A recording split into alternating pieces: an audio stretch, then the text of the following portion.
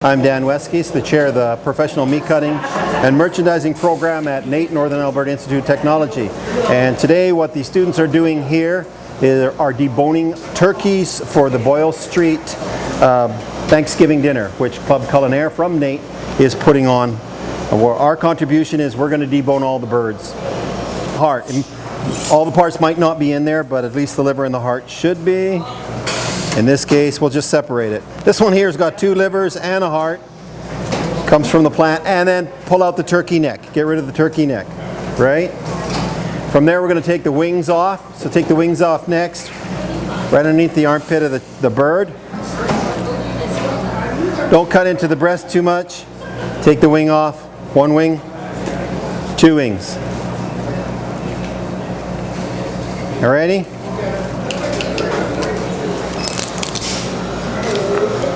So once you guys got the wings off, take the tips off.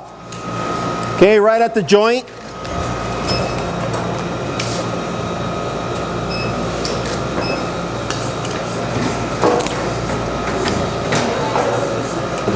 Those tips we'll save for stock. They're going to be used to make the gravy. Isn't that right, Chef Tiffany? Okay.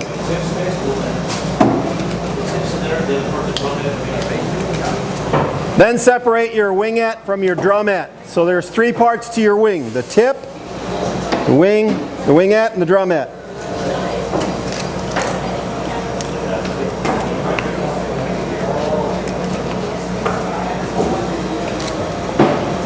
Okay, if we're at the stage of the legs, all right, you want to bring the turkey, the carcass, on its back. Gather around, guys. Gather around. Well, just have a look. You can see in the mirror as well. Okay?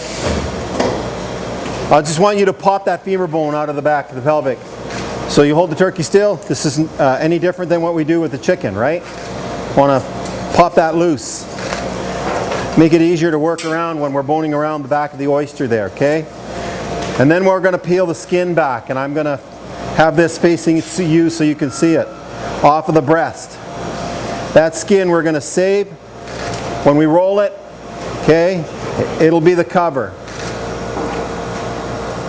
And the reason why we're boning these is it takes less time to cook, takes less room in your oven, saves room for other stuff.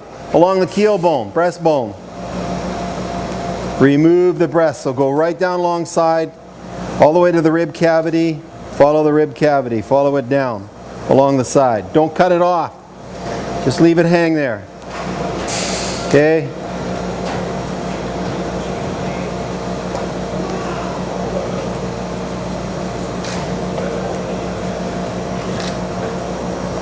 You still see up there in the mirror? I'm trying to keep my head out of the way.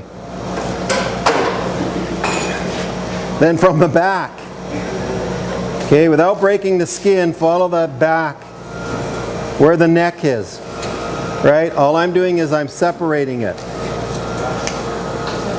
Try not to crack the skin because we'll use that to tie up the rest of the bird. Follow around the oyster.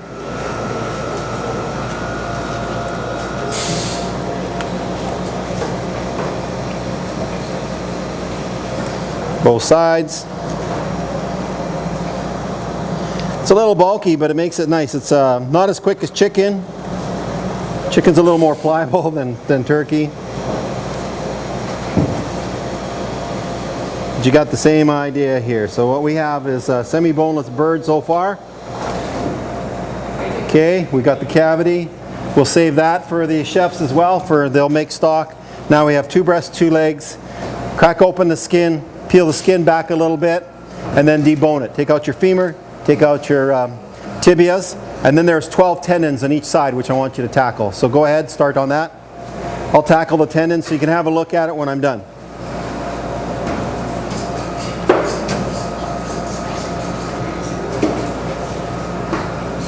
Tiffany, have you ever done these? I did. I helped out last week. Did you? Yeah. Did you debone them? I did debone them, but I've forgotten how to. There's a lot of things to do now.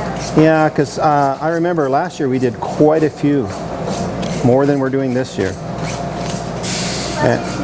They had too many. I think it was over 100. Yeah, there was a lot. Yeah.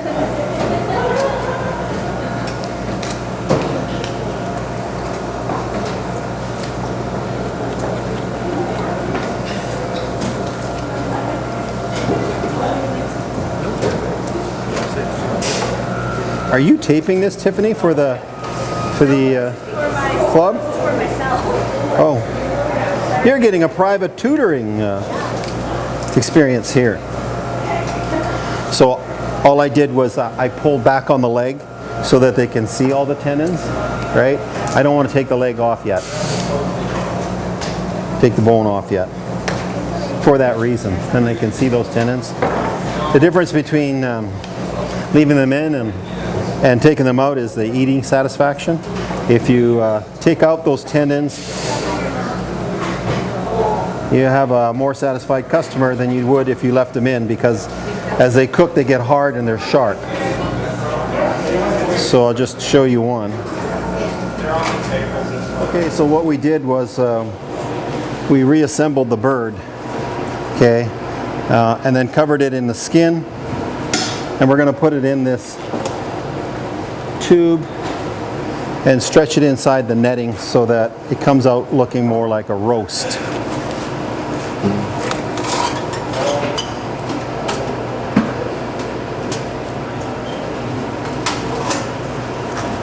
And then we plump it up. Sorry.